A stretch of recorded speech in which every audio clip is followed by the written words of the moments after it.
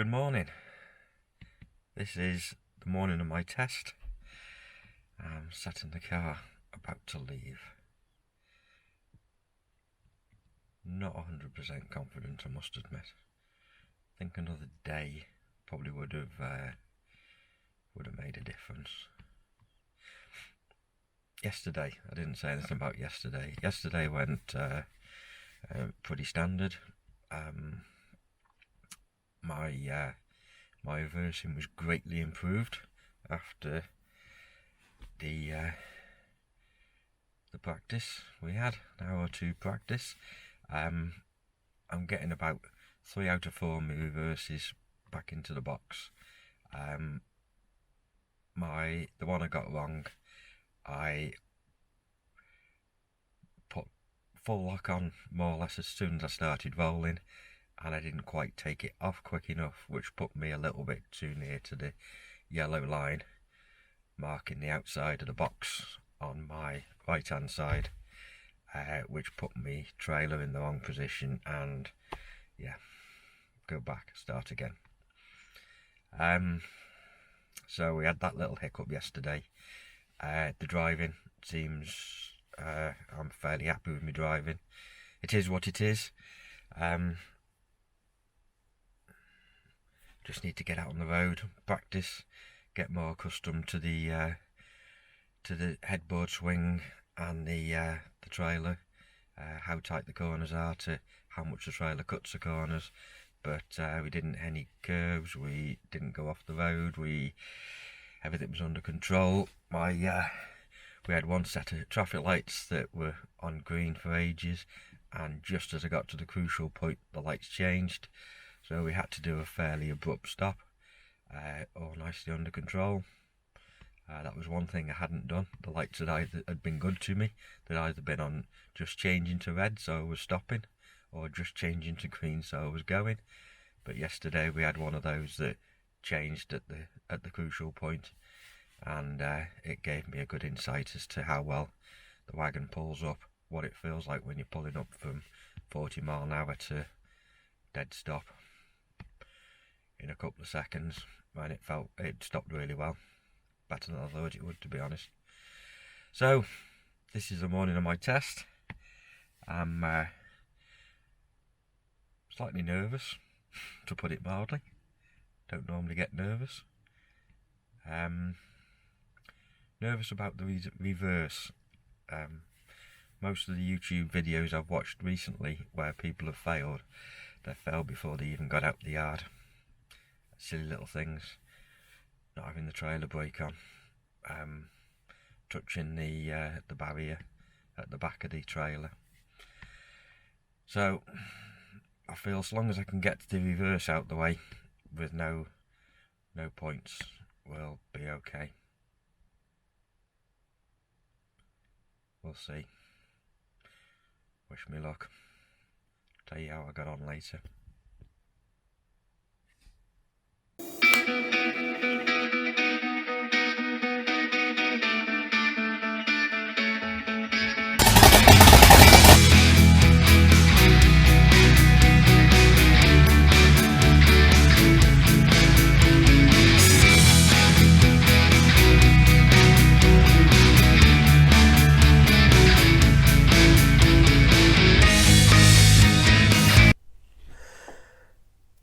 So here we are, little catch up. I've been trying to keep you updated on my driver training, which after the initial assessments, I've already said I had a 1 hour assessment, and they said that I needed 3 days training, and my 4th day would be my practical driving test. That 4th day came around, and it was today. I won't keep you hanging on and make you stay till the end. If all you want to know is whether I passed or not, I did pass. I passed my CE, or my, as it was known, my Class 1 HGV driving test, and my score was, I had no major faults and no minor faults. was really relieved, really happy about it. So I'll just run you through verbally what happened during the test. I turned up at the test centre nice and early, didn't have the best night's sleep. I was nervous, to say the least. There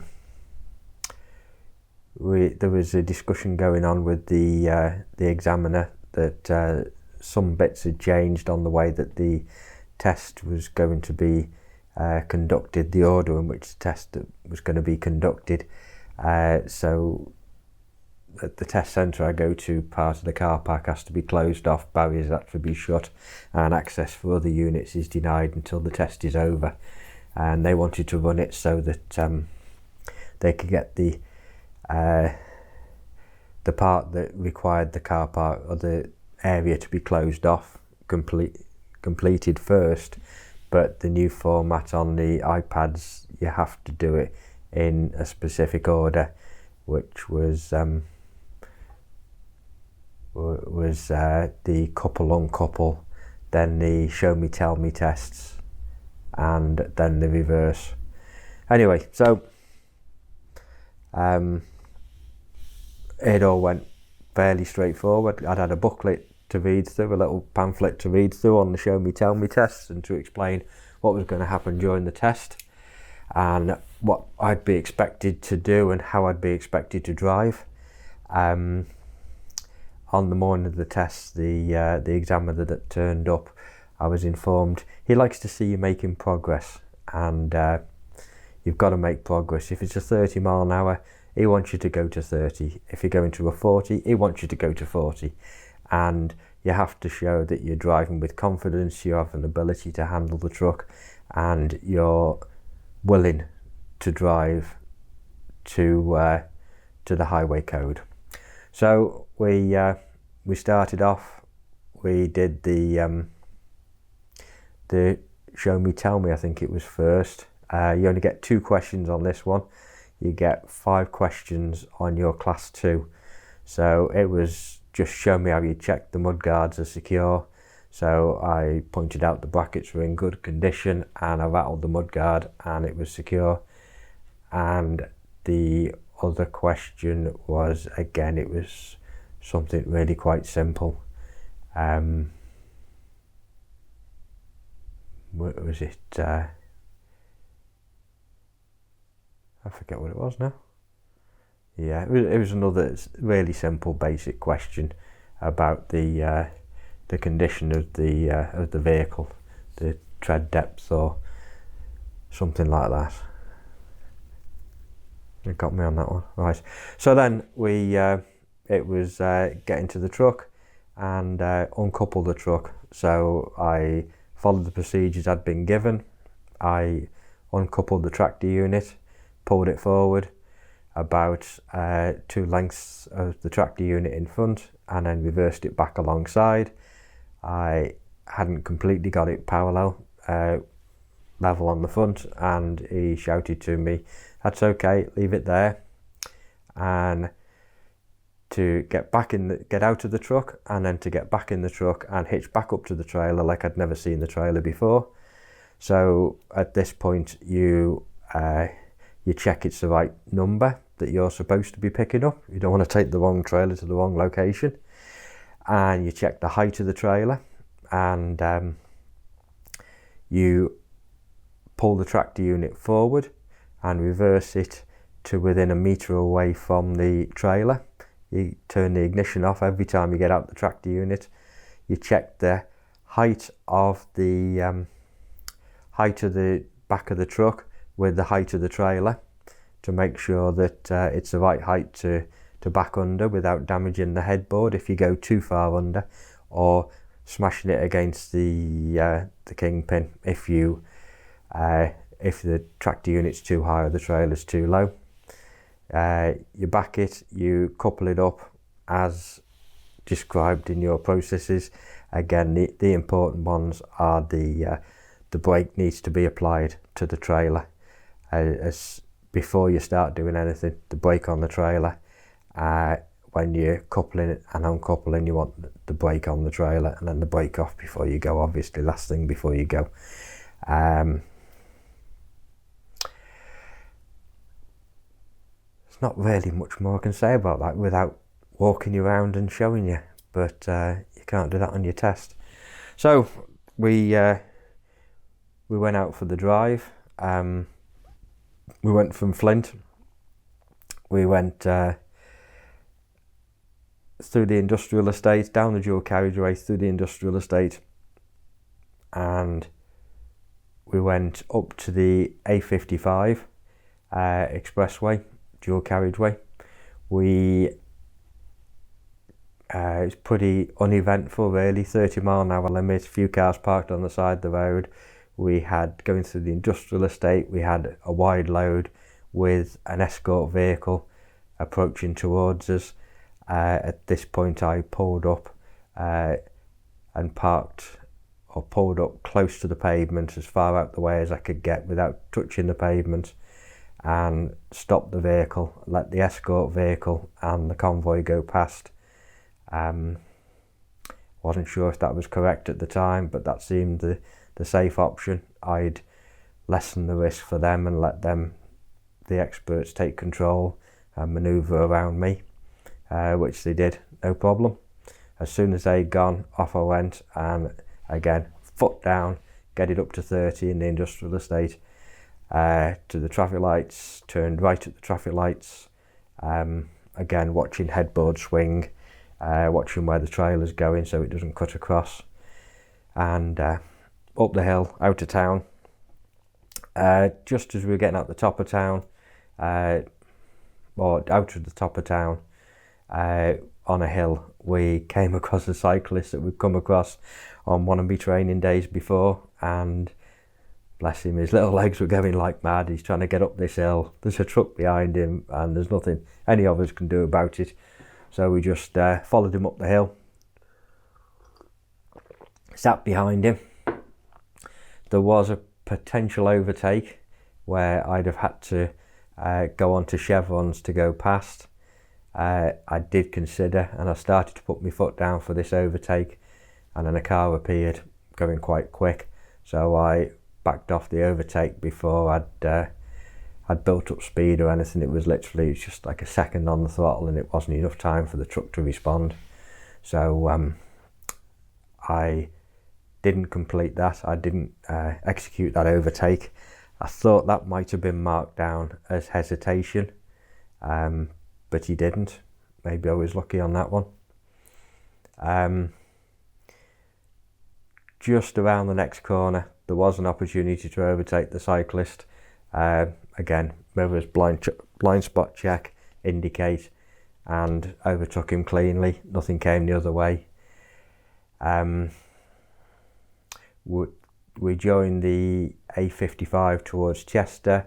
We had quite a long drive down the A55 expressway towards Chester. We came off and like one of those two lanes where you contraflow and swap across from one side to the other. And then we went on to the what's called the southerly bypass around Chester, following the signpost for Wrexham. We a couple of miles along there, and we came off, told to come off at a junction and follow the signs to Wrexham. So we came off there, down the slip road, quite a steep slip road, around the roundabout, right towards Wrexham. Quite a big roundabout. That dropped us onto another short stretch of dual carriageway and a small roundabout we had to negotiate to carry on towards the Wrexham Road. Then another medium-sized roundabout to go, towards Wrexham. And the roundabout after that, he got me to turn left into a place called Pennaford, which is a little village, and it's all been the roadside layout and the furniture has been set up so that it makes it unpleasant for HGVs to negotiate through there. The road's narrow in places, there's parked cars on the side of the road, the junctions are quite tight, so you have to go all the way out onto the wrong side of the road. Got lots of lock on really quick, keep you on the trailer, come round, and there's a few turns like that. There's speed bumps to negotiate over. There's the speed cushions, is it, the little square pads that if you get it lined up you can pass over. So he got me to negotiate a little bit around that little village, and then to stop on the hill on the way out and do a hill start. Coming in I had to stop on a downhill and do a hill start on a downhill, a hill start on an uphill going out. We came along towards the Chester to Mould Road. We turned a left there. We come back to the roundabout, the Pennaford roundabout that we'd like circled around from, and went the other way across the roundabout, heading towards a place called Mould. It's got a low bridge on that one at 14 feet high, which we had clearance on. There's a 40-mile-an-hour speed limit past some little village, and then it opens out to an A road with a 50-mile-an-hour limit for trucks. So it's a nice sweeping, swinging, dipping, undulating A road that you can do 50 mile an hour down for most of it in a truck. And we hadn't got far along there, and the cycle gods of shite descended upon me, and I came across a plague of about 20 cyclists in a full peloton on my side of the road, going in the same direction as me on an A road with lots of bends, and making it almost impossible to overtake. I had a little chat with him about the situation, and told him that I said, "Oh, this doesn't get much worse than this, does it?" On my test, and I come across the Tour de France, and I've got to try and get past them. And we had a little laugh about it. A couple of bends further on, there was an opportunity, which is extremely rare on that road. There was an opportunity where there was a straight, there was no car coming towards me, and I had sufficient space to overtake all the cyclists in one go safely. So overtook all the cyclists. The sun was, something was shining on me that day. So we go along there. We come to another, the main Wrexham Mould Road, and we have to turn right. That road we went down, at one point it goes a little village called Loch, and it gets quite narrow and it's a bit twisty, so you just have to pull back on the speed a bit, mind the hedges, mind for oncoming traffic, and then once you get through there you can put your foot back down again, make progress. Got to the Wrexham Road, we're turning right in the Wrexham Road, going back towards Mould, and Mould's quite a small little market town, and again the roads are quite narrow, a little bit twisty, a little bit hilly, parked cars, there's a Tesco's, there's a B&Q, there's a Motor World, there's a lot going on. There's like the type of people that visit shops driving around, nipping around in the cars, so you've got to have eyes in the back of your head where they're going to go, if they're coming up the inside you, the outside you. There's a little roundabout on a hill start, so we had to do the hill start, take the whole of the roundabout to get round the first roundabout, and then the second roundabout is a medium-sized roundabout that's not round, it's oval.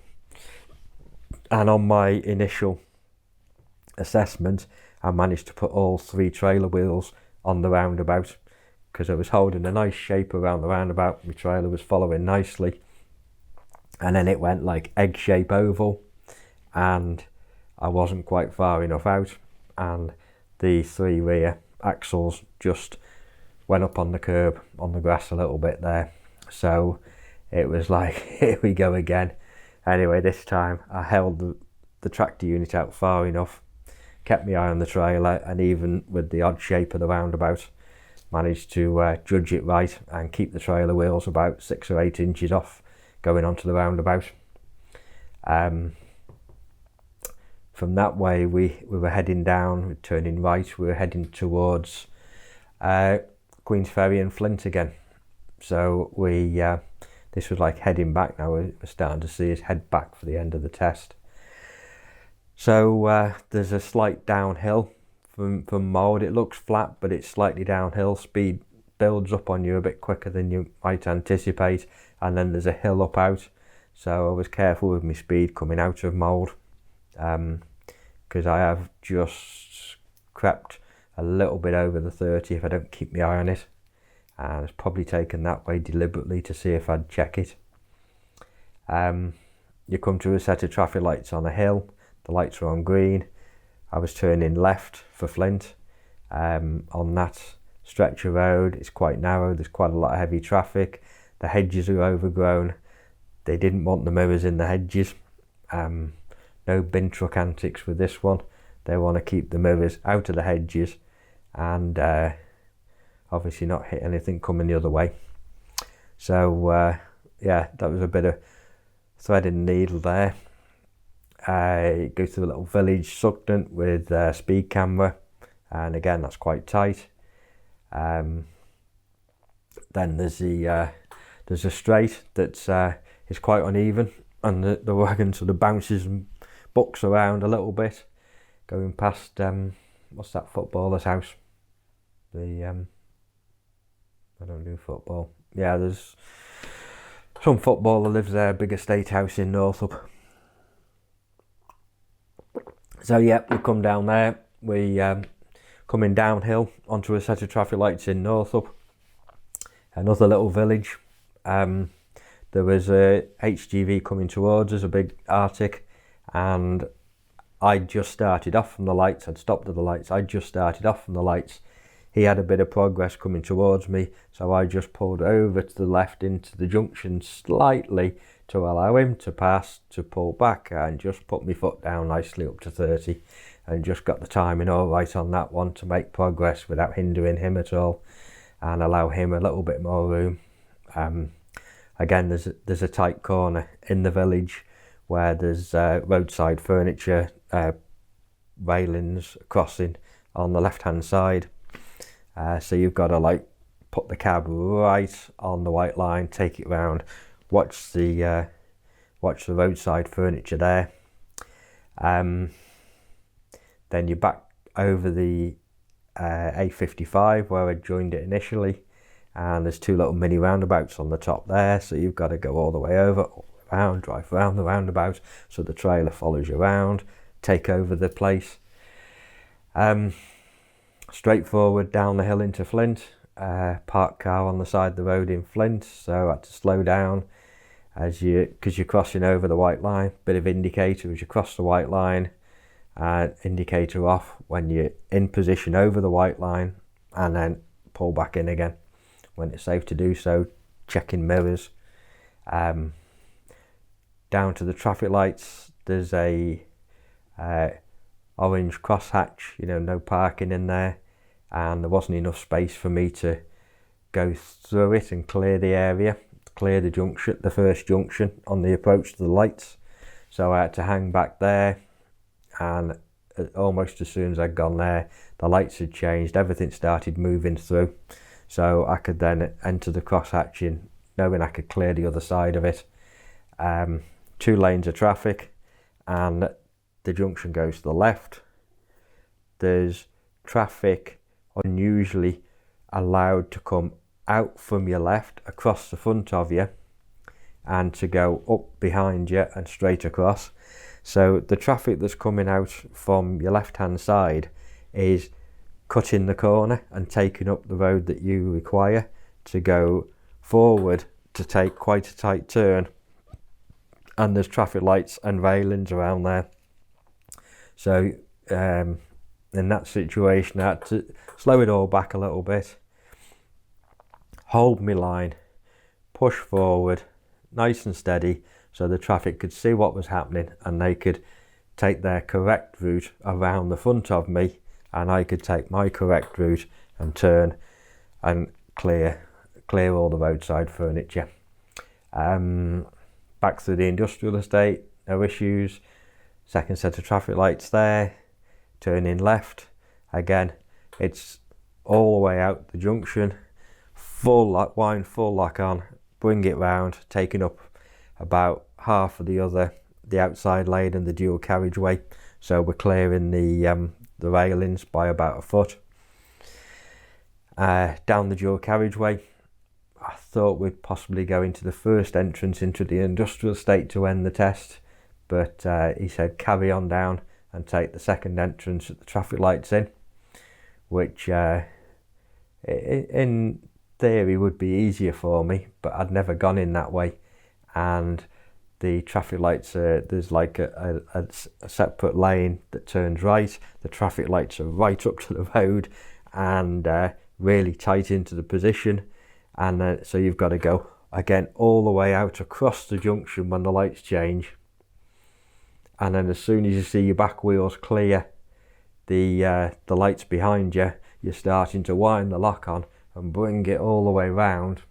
I had to go down to the right, and at that point I thought, yeah, my test's over now, but it wasn't. He made me do another, just pull over to the left hand side, stop the vehicle, handbrake on, out of gear, indicators off, move off, go back to the yard. So off we go again, into gear, handbrake off, all the checks, blindside check, indicate, off we go, turn left into the yard and park up on the left hand side in the yard, and my test was over. We'd had a little chat on the way round. I obviously didn't know what was going on. He asked if I wanted my instructor to come over and hear his version of events and any any feedback.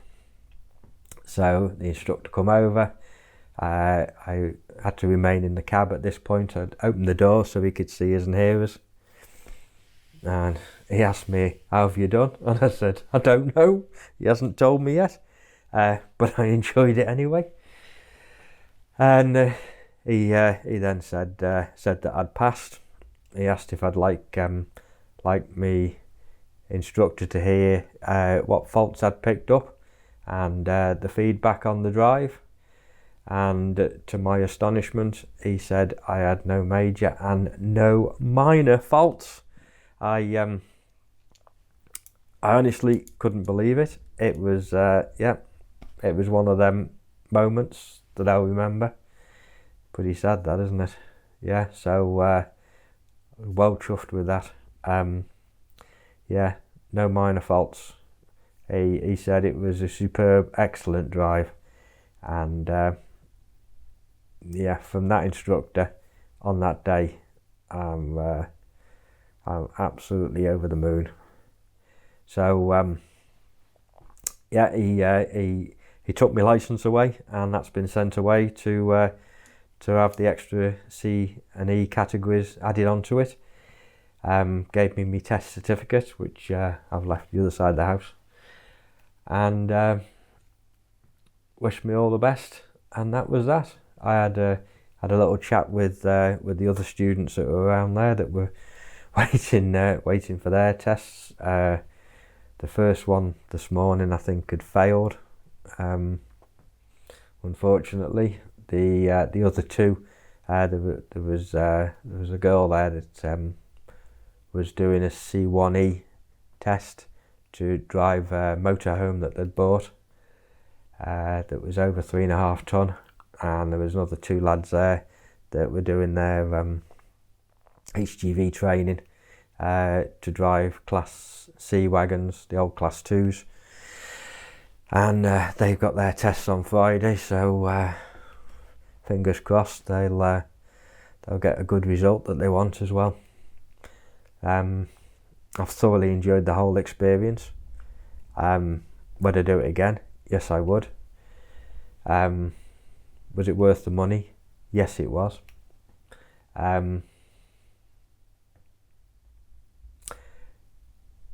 At this point, I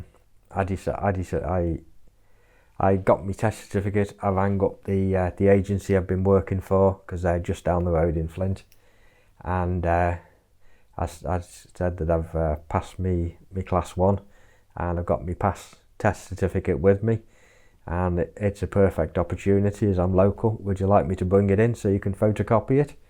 So I took my test certificate in, and they photocopied it. They've updated me details. They've asked me what type of class 1 work I'd like to do, and how many days a week I'd like to do. So we had a good little chat. They seemed happy enough. Seemed to get on quite well with them, and yeah, they reckon that they'll have as much work as I want for me when I want it, because we're gonna go away for a few days. You'll probably get this when we get back. So by the time I've edited it and put it all together, not that I'm doing much edit, it'll just be a copy and paste, chop it. Yeah, so I've passed my class 1. I've put my name down on the agency as a class 1 driver, and I'm now actively waiting for class 1 work to come in. But not tomorrow. Tomorrow I'm back driving the bin wagon, another 12-hour shift, and living the dream. Yeah, hopefully it'll be sunny. We'll be down the coast by the seaside, butties on the beach. Still enjoying the class 2 work. Still going to keep driving the class 2 work. I've got that drive going on once a week until the end of September, and enjoying every single day. Yeah. So, you know the score. If you like it, give us a thumbs up, and subscribe. Subscribing seriously helps. Hardly anyone subscribes. It doesn't cost anything. It helps my channel out no end. It is getting quite good now. Getting quite a few followers. I'm getting quite a lot of. I'm really grateful for the comments, for the help and the advice, and yeah, if I can help anyone, if you put a comment below, send us a question. If I can't answer it, hopefully somebody else will see it on there. They'll answer it. There's probably the biggest help I've had is DD 2012.